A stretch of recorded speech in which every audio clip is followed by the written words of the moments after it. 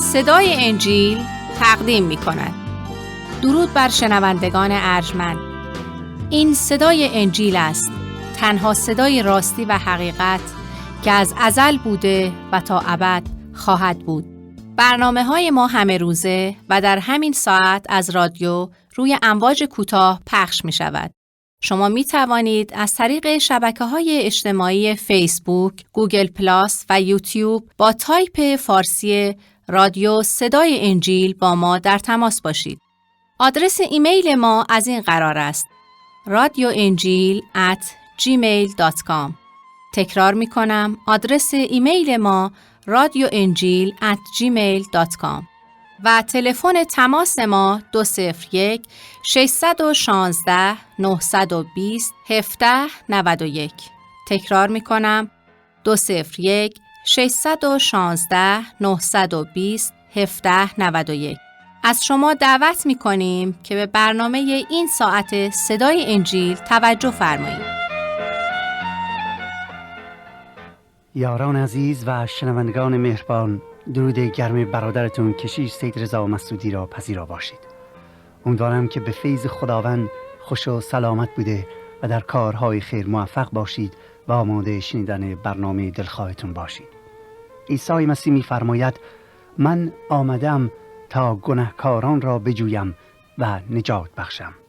من آمدم تا گناهکاران را بجویم و نجات بخشم. این علت و هدف عیسی مسیح بود وقتی که به این جهان آمد و به خاطر هدفش چاره‌ای نداشت جز این که جان خود را فدا کند، فدای من و فدای شما، تا من و شما را به سوی خدا یکتا آورده و از هر گناهی برهاند.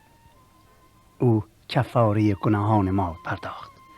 در برنامه این ساعت توجه خود را به زندگی و تعلیمات عیسی مسیح مبذول داشته و در ادامه مطالعه کلام خدا به فصل 15 از انجیل شریف به قلم متی حواری مراجعه نموده و از آیه 20 آن را غذای روح و جان خود می کنیم. عیسی مسیح به رؤسای دینی که رسومات مذهبی را بسیار مهم دانسته و انجام ندادن آن را شکستن قانون خدا و نجس شمردن می دانستند به شدت حمله می کنه و آنها را محکوم کرده و در واقع آنان را ریاکارانی می خواند که به ظاهر خدا را احترام می نمایند اما باطناً از خدا دور هستند. خدا را به ظاهر احترام می نمایند اما باطناً از خدای تعالی دور هستند. آنگاه او تعلیم می دهد که آب نکشیدن دست و از این قبیل رسومات انسان را نجس نمی سازد و از خدا دور نمی کند، بلکه آنچه که آدمی را از نظر خدا ناپاک و نجس می سازد چیزهایی است که از قلب و فکر انسان سرچشمه می گیرد و در واقع انسان را نجس می کنه، از خدا دور می کند. او در آیات اول این فصل در توضیح دادن این حقیقت رو به شاگردانش که متوجه کلامش نشده بودند نموده و میگوید: آیا نمیفهمید که هر آنچه از راه دهان وارد بدن شود به معده می رود و پس از آن به مزبله ریخته می شود؟ ولی چیزهایی که از دهان بیرون می آید و آنچه که از دل سرچشمه می گیرد آنها هستند که آدمی را نجس می سازد. زیرا افکار پلید مثل قتل، زنا، فسق، دزدی، شهادت دروغ و افترا از دل سرچشمه می‌گیرد و اینهاست چیزهایی که آدمی را از خدا دور می‌کند و انسان را نجس می‌سازد و نه نشستن دست‌ها قبل از غذا. با بیان این جملات عیسی مسیح توجه ما را معطوف به لزوم پاک شدن درونی و قلبی که ذهن و فکر ما را نیز باید در بر بگیرد جلب نموده و با بیان این جملات نشان می‌دهد که همه بشر صاحب قلبی ناپاک و نجس هستند و نیازمند پاک شدن. زیرا هیچ بشری نمی‌تواند ادعا کند که هرگز این صفات ناشایست را اگر عملاً انجام نداده لااقل در فکرش خطور نکرده است. مطابق کلام خدا نظر به اینکه این چیزها انسان را از خدا دور می کند و گناهکار محسوب می نماید، همه گناه کردند و از جلال مقدسش قاصر می باشند. زیرا دل انسان مریض است و بسیار آلوده. آنگاه دعوت عیسی مسیح را از انسان‌های دلمریض می‌بینیم که ما را فرا می‌خواند تا توسط قلبی پاک خداوند را عبادت نموده و احترام کنیم. زیرا اگر در ظاهر و توسط لب‌هایمان خدا را عبادت کرده و او را احترام بگذاریم، اما در باطن در گناه باشیم، تمام کوشش و تقاضای ما بیهوده است. و کلام خدا مژده می‌دهد که اگر به گناهان خود اعتراف کنیم و در دل خود ایمان بیاوریم، او امین و عادل است تا گناهان ما را بیامرزد و ما را از هر نوع ناراستی یا نجسی پاک سازد و قلبی نو عنایت فرماید. پس از اینکه عیسی مسیح تعلیمات خود را در مورد پاک شدن درونی بیان می‌کند، از آیه 21 ما با ایمان یک زن غیر اسرائیل روبرو می‌شویم که سبب شفای دخترش می‌شود. برای بعضی‌ها وقتی که این قسمت از انجیل را می‌خوانند، رفتار عیسی مسیح نسبت به این زن غیر یهودی خشن و حتی بدور از انصاف تعبیر کردند. اما اگر با شرایط فکری و موقعیت اجتماعی آن زمان آشنایی داشته باشیم، آن وقت درک آیات بسیار ساده تر و آسان تر خواهد بود و متوجه می شویم که عیسی مسیح در واقع احترام خاصی به آن زن می گذارد. از شما دعوت می کنم که به معجزه‌ای که عیسی مسیح انجام می دهد توجه فرمایید. فصل 15 انجیل شریف متی از آیه 21 می فرماید: آنگاه عیسی مسیح آن محل را ترک کرده به نواحی سور و سیدون رفت. یک زن کنعانی که اهل آنجا بود پیش عیسی آمده و با صدای بلند گفت: ای آقا پسر داوود، به من رحم کن، دخترم سخت گرفتار روح پلید شده است. اما عیسی مسیح جوابی به او نداد، تا اینکه شاگردان جلو آمدند و از عیسی خواهش کرده گفتند: او فریاد کنان به دنبال ما می آید، او را بفرست برود. عیسی در جواب گفت: من فقط برای گوسفندان گم شده اسرائیل فرستاده شدم. اما آن زن جلو آمده او را پرستش کرده گفت: خداوندا مرا یاری کن. عیسی در جواب گفت که نان فرزندان را گرفتن و نزد سگان انداختن جایز نیست. زن عرض کرد: بلی خداوندا، ولی سگان نیز از پاره‌های افتاده سفره آقایان خیش می‌خورند. آنگاه عیسی در جواب او گفت: ای زن، ایمان تو عظیم است. ای زن، ایمان تو عظیم است. تو را بر حسب خواهش تو بشود. که در همان ساعت دخترش شفا یافت. درک علت نحوه صحبت و عکس العمل عیسی مسیح با این زن نیازمند اطلاعاتی از آداب و رسوم آن زمان می باشد.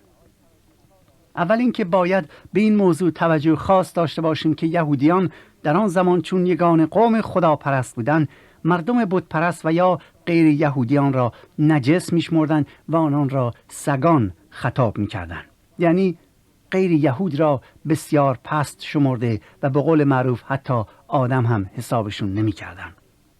و در میان آنها اصطلاحی شده بود که دیگران سگ هستند، بی ارزشند. چرا؟ چون خدای یکتا را نمی پرستیدند.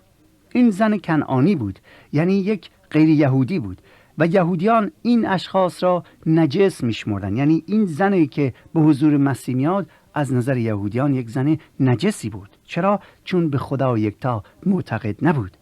این مطلب بسیار مهمه که در فکرمون داشته باشیم. چرا؟ چون که در درک آیات کمک بزرگی میکنه.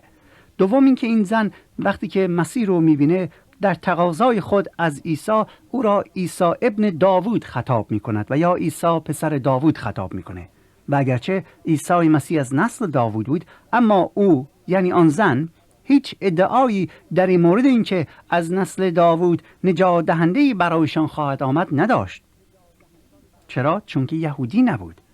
ساده تر بگویم، شما ممکنه درباره رئیس یک کشور ثالثی خیلی چیزها بدانید و بدانید که مثلا فلان شخص به تمام مردم کشورش عطایای بیشمار میدهد، ولی این دلیل نمیشه که شما بروید اونجا و به رئیس آن کشور بگویید که مرا هم از مزایایی که به مردم کشورت میدهید بهره مند کن. مسلماً جوابی نخواهید گرفت. تنها به یک شرط شما قادرید از عطایایی که آن رئیس آن کشور عطا میکنه بهره مند بشی و آن اینه که عضو آن کشور بشی و یا به ملیت آن کشور در بیایید. برای همین بود که باری عیسی به آن زن جواب نمیده وقتی که او را عیسی ابن داوود خطاب میکنه. ولی همین که آن زن نزد عیسی میاد و او را پرستش میکنه و او را خداوند خود خطاب میکنه، در واقع ایمان خود را به مسیح ثابت میکنه و عضو ملکوت الهی میشه.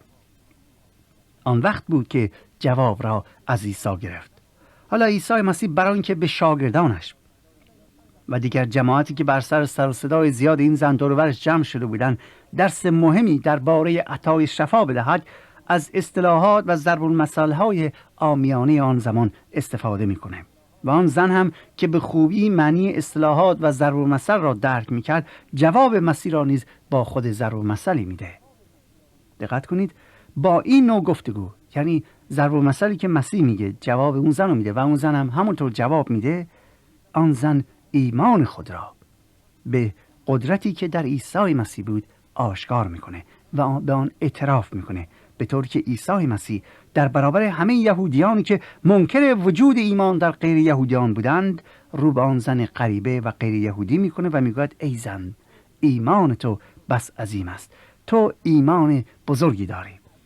در حقیقت به یهودیان تعلیم میده که ببینید آنانی را که شما خیال میکنید بی ارزش هستند، آنانی را که شما آنان را گمراه و مفسد الارض و نجس میخوانید، آنانی که حتی آنان را به حساب آدم در نمیآید و آنها را سگ خطاب میکنید، در میان این نوع افراد ایمانی بسیار بزرگ وجود دارد. عیسی به یهودیان میگوید ای یهودیان، نظریه و فکرتون در مورد غیر یهودیان کاملا غلطه.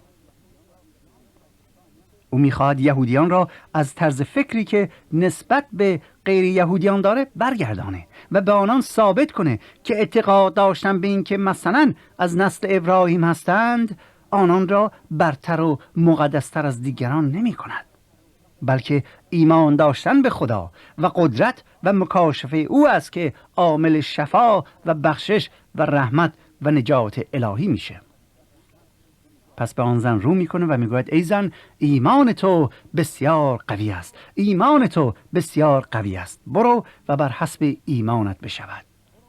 و بلافاصله دخترش شفا پیدا میکند. دوستان عزیز، این زن که نه از خداشناسی چیزی میدانست و نه هیچ قانون مذهبی رو انجام میداد و نه مطیع ده فرمان بود، با ایمانی که در او به وجود آمده بود سبب میشه که شفای دخترش را از جانب عیسی مسیح بگیرد. این زن درباره عیسی و قدرت شفا بخش او چیزهای بسیار شنیده بود. چرا؟ چون دیده بود که در شهر خودش افرادی بودند که توسط مسیح شفا پیدا کرده بودند. پس ایمان آورده بود که عیسی قادر است که دخترش را شفا بدهد.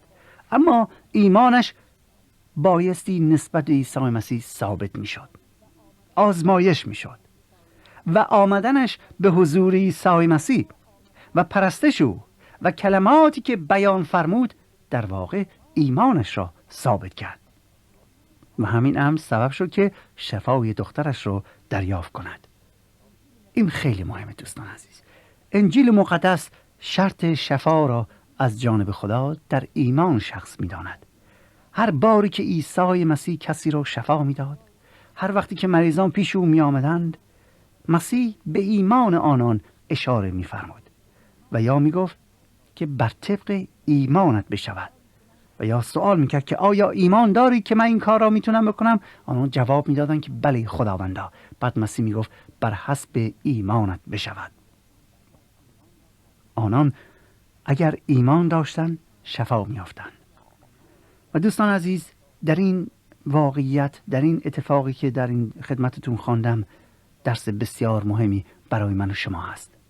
امروز هم از همین طریق می توانیم من و شما شفای خود را از خدای تعالی دریافت کنیم.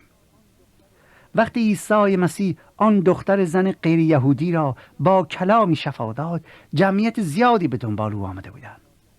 مسیح به همه آنان تعلیم داد، یک تعلیم بسیار مهم، که اگر ایمان داشته باشید همه چیز امکان پذیره.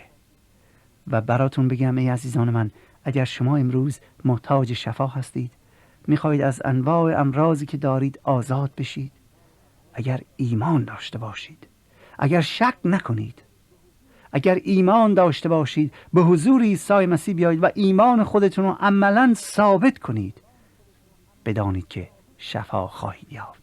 این واقعیتی است انکار نکردنی، زیرا امروز نیز شما می توانید هزاران هزار مسیحی را ببینید که بر اثر ایمان به عیسی مسیح شفای خود را یافتند. مسیح به ما درس زندگی می دهد. با ایمان پیش او بیایید و شفا بیابید. در آیات بعد می بینیم که عیسی مسیح پس از اینکه آن دختر زن غیر یهودی رو شفا میده، جمعیت زیادی به دنبال او راه میرن. قدرت خدا در گفتار و اعمال مسیح به اثبات رسیده بود. مسیح به کنار دریای جلیل میره و مدت 3 روز تمام مردم را تعلیم میدهد و انواع امراض آنان را شفا میبخشد. گوش کنید به بقیه آیات فصل 15 از انجیل مقدس متی که از آیه 29 براتون میخونم. میفرماید عیسی مسیح از سور و سیدون حرکت کرده به کناره دریای جلیل آمد و بر فراز کوه برآمده آنجا بنشست و گروهی بسیار لنگان و کوران و گنگان و شلان و جمعی از دیگران را با خود برداشته نزد او آوردند و ایشان را بر پاهای عیسی افکندند و آنان را شفا داد. به قسمی که آن جماعت چون گنگان را گویا و شلان را تندرست و لنگان را خرامان و کوران را بینا دیدند، متعجب شده خدای اسرائیل را تمجید کردند. عیسی شاگردان خود را پیش طلبیده گفت مرا بر این جماعت دل بسوخت، زیرا که الحال 3 روز است که با من می باشند و هیچ چیز برای خوراک ندارند و نمیخواهم ایشان را گرسنه برگردانم، مبادا در راه ضعف کنند. شاگردانش به عیسی گفتند از کجا در بیابان ما را اینقدر نان باشه که چنین گروه بزرگی را سیر کنیم؟ عیسی ایشان را گفت چند نان دارید؟ گفتند 7 نان و قدری از ماهیان کوچک. پس عیسی امر فرمود که مردم را بنشانند. آنگاه 7 نان و ماهیان را گرفته شکر نمود و پاره کرد، به شاگردان خود داد و شاگردان به آن جماعت و همه خوردند و سیر شدند و از خورده های باقی مانده 7 زنبیل پر برداشتند و خورندگان سوای زنان و اطفال 4000 مرد بودند. پس آن گروه را رخصت داده و به کشتی سوار شده به حدود مجدل آمد. در اینجا معجزه دوم عیسی مسیح را می‌بینیم که او با برکت دادن 7 نان و چند ماهی کوچک جماعت بزرگی را سیر می‌کند. این معجزه با معجزه برکت نان که در فصل 14 آمده فرق دارد. باز در اینجا متوجه می‌شویم که این گروه عظیم به خاطر اشتیاق به شنیدن کلام خداوند، به خاطر عشق به شنیدن پیامی که از دهن متبارک عیسی خارج می‌شد و همچنین برای شفا یافتن از هر نوع بیماری نزد عیسی مسیح آمده بودند. مدت 3 روز تمام در این دشت زیبا نشسته و عیسی مسیح آنان را تعلیم می‌داد. در روز 3 قبل از غروب آفتاب و قبل از اینکه آنان را مرخص کند، عیسی به شاگردان خودش متوجه میشه و میگوید این جماعت دیگه گرسنه هستند. بعضی ها از راه بسیار طولانی آمدن، غذاهاشون تمام شده و واقعا اگه الان رهاشون کنیم اونا ضعف میگیرن تو راه. دل عیسی مسیح به حال آنان میسوزه. او نیاز روحانی آنان را در این 3 روز برآورده کرده بود، ولی بشر نیازهای جسمانی را داره و او این را میدانست. پس بران می شود که نه فقط نیازهای روحانی را بلکه نیازهای جسمانی آنان را برطرف کند. شاگردانش به عیسی جواب میدن که ما نمیتوانیم برای این جماعت بزرگ نان تهیه کنیم. عیسی سوال میکند که چقدر نان دارید؟ آنان جواب میدن که 7 نان و چند ماهی کوچک. آن وقت عیسی فرمود که به مردم بگویید همه بنشینند و سپس نونها را میگیره، ماهی‌ها را میگیره و برکت میده و با دعای برکت نانها تکثیر میشوند و قدرت خدا در برابر چشمان همه آن جماعت که بیش از 4000 نفر بودند آشکار میشه و همه به ستایش خدا یکتا میپردازند که چنین قدرتی را در میان آنان آشکار کرده.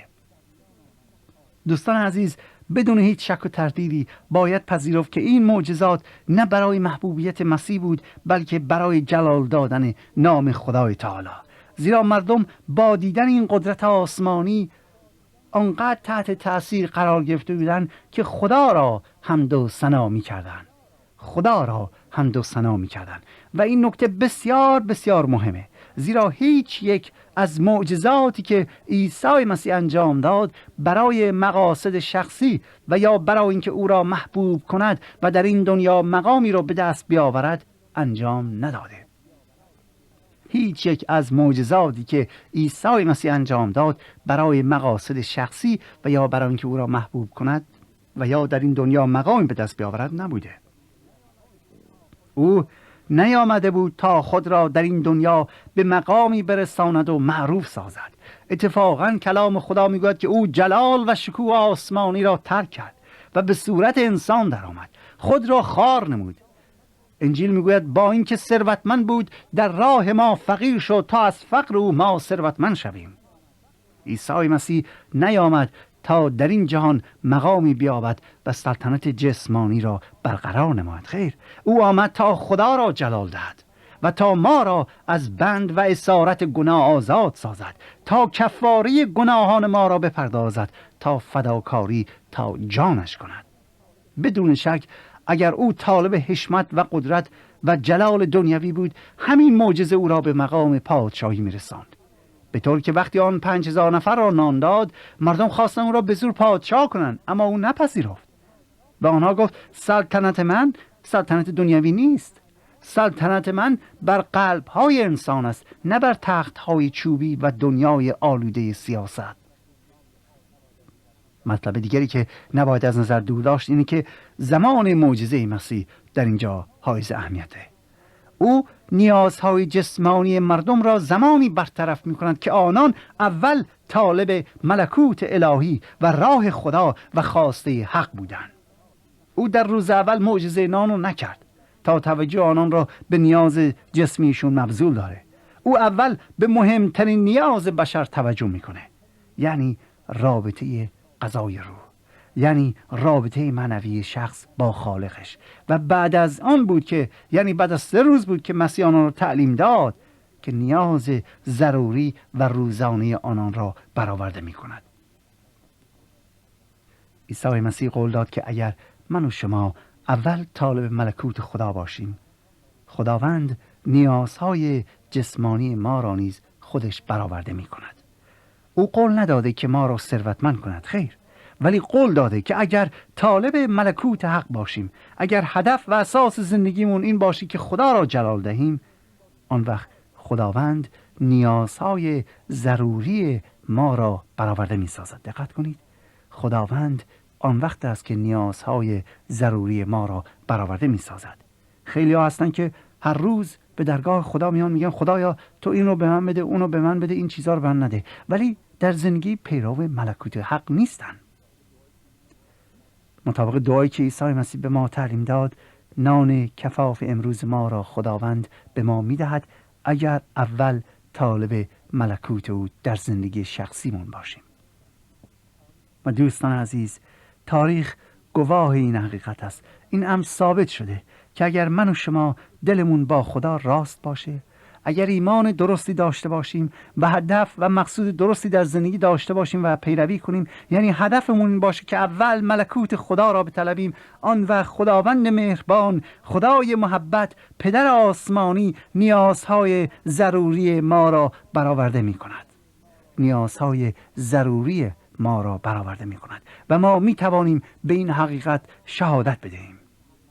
شاید زندگی مرد ایمان دکتر ژورژ مولر که سالها پیش در مصر پرورشگاه بزرگی را تأسیس نمود بهترین دلیل و برهان برای مردم این زمانه باشه که چگونه امروز نیز حرفای عیسی مسیح حقیقی هستند و اثبات میرسند.